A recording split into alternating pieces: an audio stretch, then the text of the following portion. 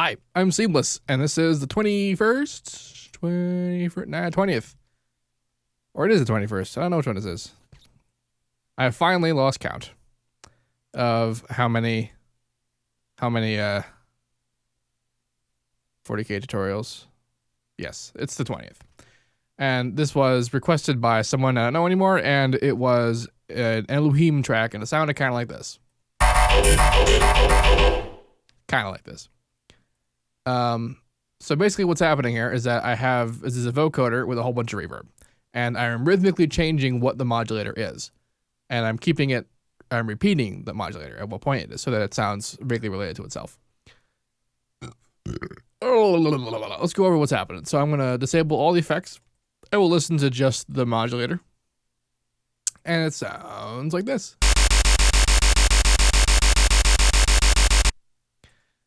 Going on here is that I have an additive saw, which I actually talked about I almost called it how to base the last 20K, 30, 40K. I don't know numbers anymore.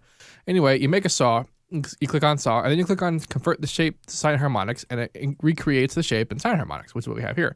Each of these little lines represents an individual sine harmonic plus the fundamental bass tone. And then down here is the phase, and I mess around with the phase to get a kind of a washy sort of undone sound. And then I modulated this saw by a sine, and then I modulated that sine by another sine, but with a slightly off pitch. In fact, the saw also has a slightly off pitch, so that there's a bunch of movement and stuff, which sounds like that. Of course, we're just stabbing the note over and over again, so the movement isn't totally evident. And then it's going out, and there's a sine going out, which I put inverted, but it doesn't really matter where it is, because everything is so out of phase that it doesn't matter. And I distorted it. And then I run it into the channel with a vocoder against all of these guys. Now, the reason why mine doesn't sound exactly like Elohim's is because I don't have the same modulators or the same carrier. Because you can get close to these sorts of things, but you're just going to have to fiddle around with your modulators to get a different sound. Without all the effects.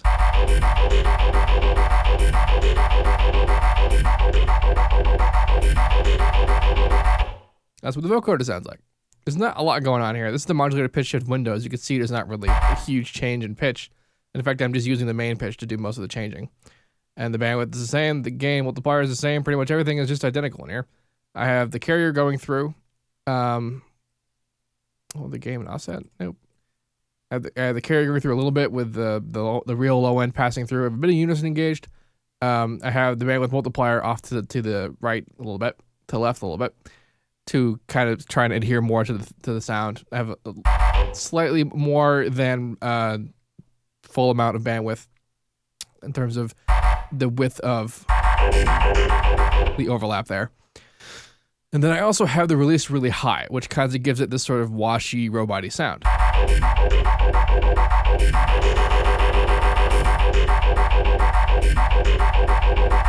That's what that does.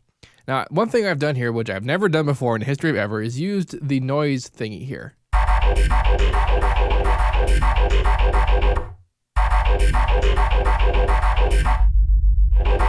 I have no idea what this does, but turning it up made it a little bit more wide and like messed with.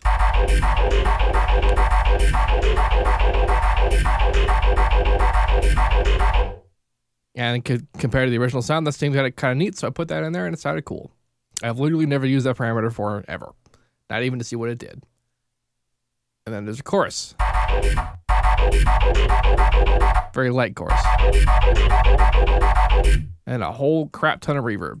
Now these convolvers, I actually did some special stuff. So convolution reverb is where you use an impulse response, and then the convolver convolutes the incoming audio according to the impulse response. The impulse response is just a file. And a regular impulse response kind of sounds like a snap with some reverb on it. Which these do, but I mess with it a little bit. In the response, in the convolver response file editor, this is essentially an Edison. In here, we have all the regular Edison tools. And what I've done is I've actually taken one of the regular impulses and I've cut it up to be really short on that one. And then on this one, I did the same thing, only I used, if you go to edit, there's an option for tools rather. There's an option for crossfading, or rather just fading. It's fade in and fade out. And I used to fade out to make it so that it goes to silence. And this guy, I did not.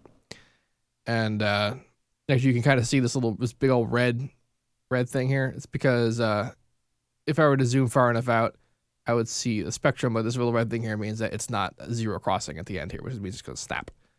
You can fix that just fine. You can just declick out or fade out, whatever. It'll solve that just fine. But I haven't. It doesn't particularly matter. So I didn't. Actually, I guess that red thing is actually just the time knob, the time position being where it is. But it's still clicking out because I didn't actually do that.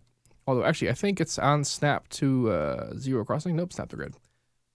The only bummer is that you can't use key commands in here. So you have to do, like, if I want to delete something, I have to select it and then I go to edit, delete. Where's the hell edit and delete? Because for some reason it just ignores keyboard commands. I don't really know why. So there's a combination of a little bit more wet than usual, but it's also big and wide, and the stretching is a bit different. It's all mostly set to taste, but it's kind of like a pile of short reverb that equals to a lot of reverb that gets the kind of like robo-steppy sound, which I guess I know what robo-step is now. And it's compressed. And EQ'd a bit to solve some stuff.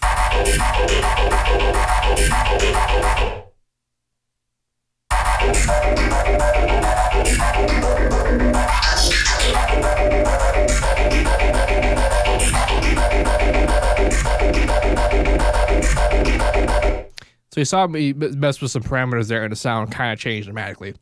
And this is what you would need to change the sound to make it something that you actually want to use. You have to change the modulator. You switch out the modulator for a different modulator, or you change the pitch or the bandwidth and the release time to alter the sort of the main character of what the vocoder is doing to the carrier and the modulator. But of course, the most important parts of any vocoder sound is the carrier and the modulator. But this is what I got for this. Anyway, if you'd like to make a request for a sound to be made for the 4K tutorials, the link to the Reddit thread where I'm taking them is in the description of this video. If you have any questions about any of this, or want to see the original for this sound, the link for this, the download this project is in the description, and also the original project, the original song I was trying to recreate is there as well. And if you have any questions about any of this, let me know.